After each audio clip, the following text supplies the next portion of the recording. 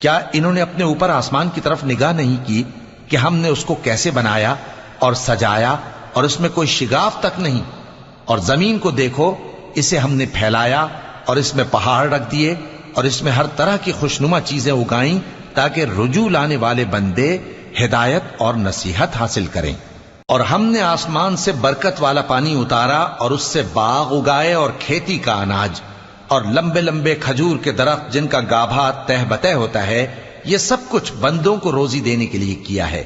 اور اس پانی سے ہم نے مردہ زمین کو زندہ کیا، بس اسی طرح قیامت کے روز نکل پڑنا ہے۔